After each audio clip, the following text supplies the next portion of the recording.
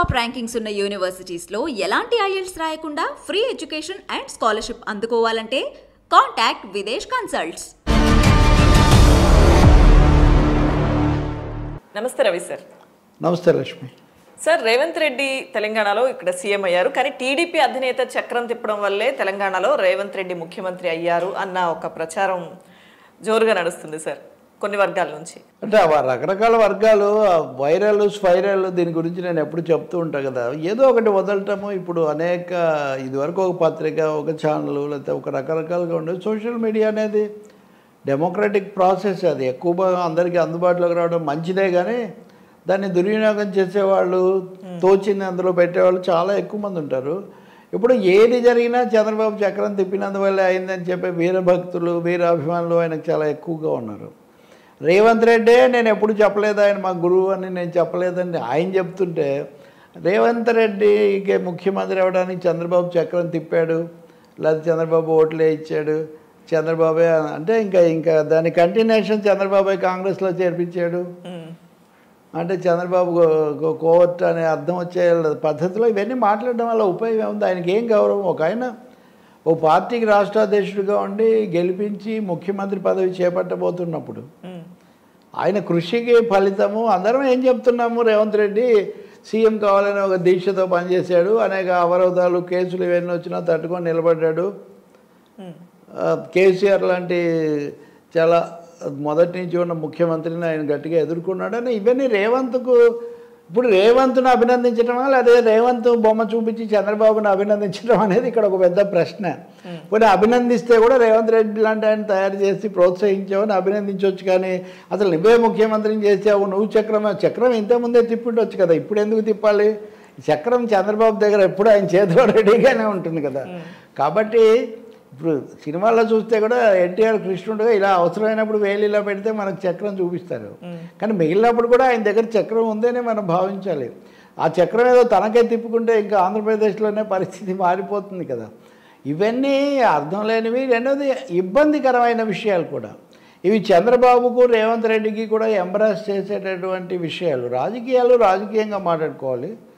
రేవంత్ రెడ్డి నానా తంటాలు పడి అక్కడ ప్రభుత్వంతో పోరాడి ఆ పార్టీలో చేరి అధిష్టానాన్ని ఒప్పించి మెప్పించి సొంతగా వనరులు సమీకరించి తిరిగి ఒక 50 నియోజకవర్గాలు, ఇప్పుడు ఆయనకు 45 మంది దాకా ఆయన ముఖ్యమంత్రిగా ఉండాలని సిఎల్పి సమావేశంలో చేతులెత్తారు, లేకపోతే సూచించి అభిప్రాయం చెప్పారు అని అంటున్నారు. నిజంగా అందరికీ తెలిసిన విషయం, ఆయన ఒక 50 నియోజకవర్గాల్లో కాలికి బలపం కట్టుకొని ప్రచారం చేశాడు. మిగతా వాళ్ళు వాళ్ళ నియోజకవర్గాల్లో ఎక్కువగా లేదా వాళ్ళ జిల్లాల్లో చేసిన వాళ్ళు కూడా ఉన్నారు. సో ఈ కృషి వల్ల ఆయన ముఖ్యమంత్రి అవుతున్నారని చెప్పే బదులు చక్రం తిప్పడం వల్ల అవుతున్నారు అంటే దీని అంతటిని కూడా గుర్తించకపోవడమే. మూడో విషయం, తెలుగుదేశం అధ్యక్షుడు కాంగ్రెస్ పార్టీలో ఎలా చక్రం తిప్పుతాడు అని ఇలాంటి సందేహాలు కూడా రావా? చూసిన వాళ్ళకైనా సందేహాలు వస్తాయని వాళ్ళకి అనిపించదా? తమ భక్తిని చాటుకోవటము, తమ భజన కొనసాగించడము తప్ప ఒక వాస్తవికంగా ఉంటుందా లేదా, అవతలి వాళ్ళ మీద ఎలాంటి ఎఫెక్ట్ పడుతుందన్న బాధ్యత కూడా లేదనమాట. నేనైతే అలా ఏమో అనుకోను.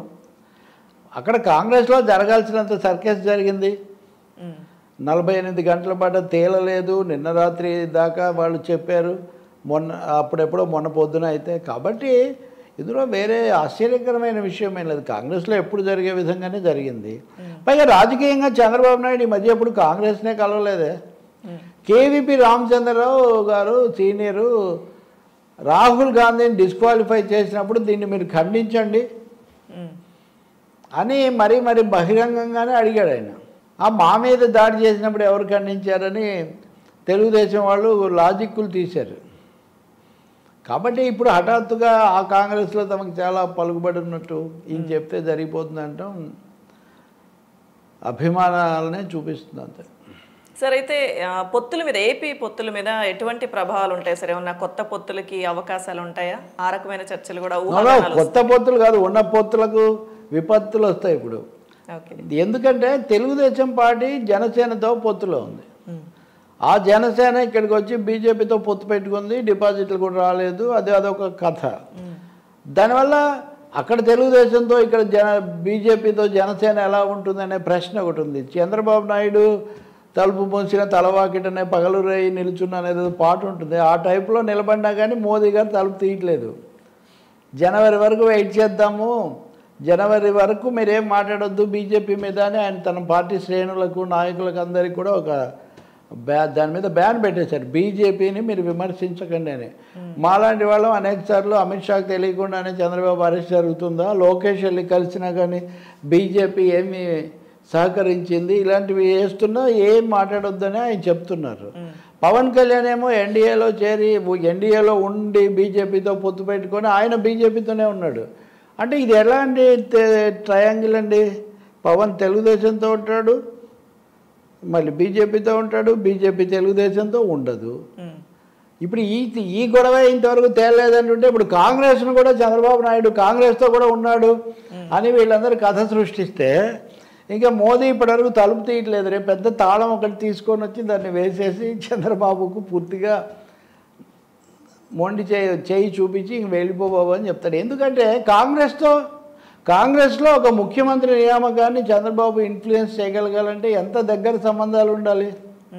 కాంగ్రెస్తో అంత దగ్గర సంబంధాలు ఉండే నాయకుడిని మోదీ బీజేపీ చేరదీస్తాయా? నేను బీజేపీకి ఏమీ ప్రశంసలు చేయట్లేదు. వాళ్ళు తెలుగు రాష్ట్రాలకు చాలా అన్యాయం చేశారు, తెలుగు రాష్ట్రాలు గట్టిగా ఎదుర్కోవాలని నేను భావిస్తాను. కానీ తెలుగుదేశం వాళ్ళు చాలా తమను ఆదుకోగలిగింది బీజేపీ అని భావిస్తున్నారు. కాబట్టి బీజేపీతో దగ్గర ఇంత పాకులాడే వాళ్ళు కాంగ్రెస్ని ఎలా ఇన్ఫ్లుయెన్స్ చేస్తారు? ఆ ఇన్ఫ్లుయెన్స్ చేసాము, చక్రం తిప్పామని ప్రచారం చేసుకుంటే మీరు ఆ చక్రం ఏదో అక్కడే తిప్పుకోండి, మా దగ్గరికి ఎందుకు వస్తారని మోదీ చెప్పడా? పవన్ కళ్యాణ్ పరిస్థితి ఏంటి? పవన్ కళ్యాణ్ కూడా ఇక్కడ ఇబ్బంది వస్తుంది. నువ్వేమో ఎప్పుడు చంద్రబాబుతో వెళ్తున్నావు, మరి ఆయనేమో కాంగ్రెస్ను గెలిపిస్తున్నాడు. ఇప్పటికే ఇలాంటి ప్రశ్నలు వచ్చాయి.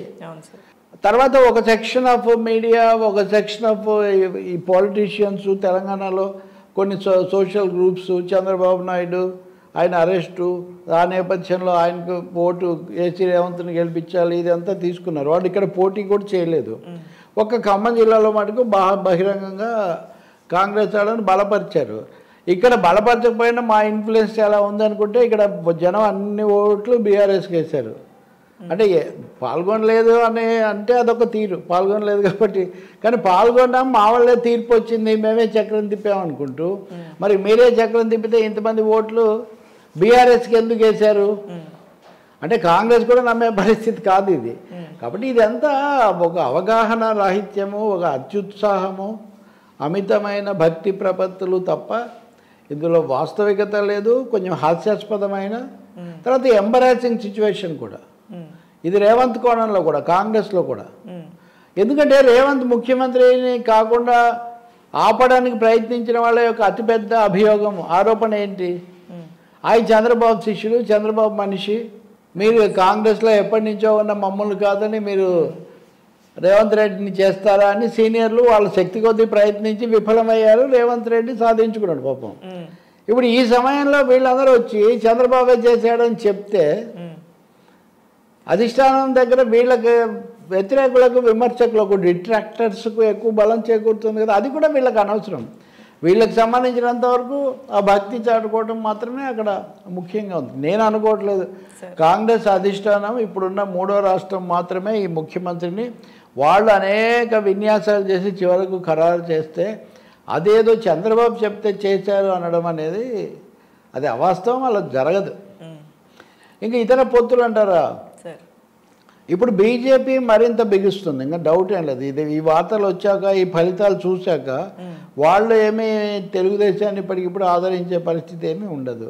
పవన్ కళ్యాణ్తో సంబంధం కొనసాగించడమా లేదా కూడా వాళ్ళు ఆలోచనలో పడవచ్చు. ఎందుకంటే నేను ఇందాకే చూస్తున్న బీజేపీ రాష్ట్ర కార్యదర్శి, ఏపీ కార్యదర్శి విష్ణువర్ధన్ రెడ్డి కాంగ్రెస్ టీడీపీల మధ్య రాజకీయ బంధం ఉందని ఆయన ఒక ప్రకటన చేస్తున్నాడు. లౌకిక పార్టీలుగా కాంగ్రెస్ టీడీపీ మధ్య బంధం ఉంటే ఉండొచ్చు, 2018లో ఉంది, కానీ ఇప్పుడు లేదని కదా చెప్పేది.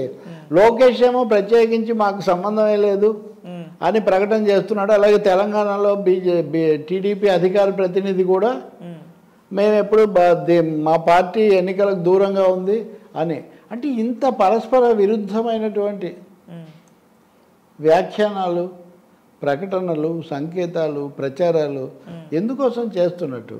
మూడవది పార్టీల పట్ల నాయకుల పట్ల ఒక సైద్ధాంతికమైన ఆలోచన ఉండదా? బీజేపీ పట్ల ఎలా ఉండాలి, కాంగ్రెస్ పట్ల ఎట్లా ఉండాలి అని అదేం లేదా? ఏది చెల్లితే అది చల్తీగా నాం గాడి, లేకపోతే మన అవసరం కొద్దీ మనం చేయటం అనేది తప్ప నిబద్ధత ఏం లేదా? సో తెలుగుదేశం నాయకత్వం కూడా వీటి మీద ఒక స్పష్టమైన సవివరమైన స్పందన తెలియజేయాల్సి ఉంటుంది, లేకపోతే ఇవి ఇలాగే స్వైర విహారం చేస్తూ ఉంటాయి. యా సార్, అయితే ఇందాక మీరన్నట్టుగా అందుకే బీజేపీ విషయంలో టీడీపీ భయపడుతున్నట్టే కదా సార్. అంటే ఇటువంటి ప్రచారం కనుక ఎక్కువైతే సో వీళ్ళకి సపోర్ట్ చేయడం కానీ అన్నట్టుగా చక్రం తిప్పి ఆయన్ని సీఎం చేయడం కానీ, అంటే ఆల్రెడీ వాళ్ళకి ఆ విధమైన ఆందోళన ఉంది. వాళ్ళు ఇండియాలో చేరలేదు, వాళ్ళని పిలవలేదు కూడా, కాంగ్రెస్తో లేరు. నిజానికి ఒక దశలో వీళ్ళు చాలా చెప్పారు, చంద్రబాబు మళ్ళీ జాతీయ రాజకీయాల్లోకి వస్తారు, కాంగ్రెస్ చూస్తారు, కానీ ఆయన ఎన్నికల ఫలితాలు ఆయన చూస్తూ ఉంటాడు. రెండోది బీజేపీతో ఉంటే తప్ప ఇప్పుడు జగన్మోహన్ రెడ్డికి బీజేపీ సపోర్ట్ చేస్తుంది, లేదా జగన్మోహన్ రెడ్డి బీజేపీ దగ్గర లోబడి ఉంటారు అనే ఒక అభిప్రాయం ఉన్నప్పుడు తాము కూడా బీజేపీ దగ్గర పరపతి సంపాదిస్తే తప్ప ఆంధ్రప్రదేశ్లో జగన్మోహన్ రెడ్డిని ఎదుర్కోలేమనేది తెలుగుదేశం ఆలోచన. అందుకనే తెలుగుదేశం, బీజేపీ, జనసేన, ఇప్పుడు కొంతవరకు సందేహాలు కలిగిస్తున్న బీఆర్ఎస్ అన్నీ బీజేపీకి లోబడే ఉన్నాయనేది మాలాంటి వాళ్ళని చేసే వ్యాఖ్య. ఈ రెండింటితో రెండు గుర్రాలు స్వారీ ఎలా చేస్తారు మీరు? బీఆర్ఎస్ బీజేపీతో ఉంటారు, బీజేపీతో ఉన్న జనసేనతో ఉంటారు, ఆ జనసేన ఇక్కడికి వచ్చి బీజేపీతో ఉంటుంది. కానీ మీరు మీ చక్రం మటుకు రేవంత్ రెడ్డి కోసం పనిచేస్తుందంటే ఇది ఎలా కుదురుతుంది? ఇది రేవంత్ రెడ్డికి ఎంబరాసింగే.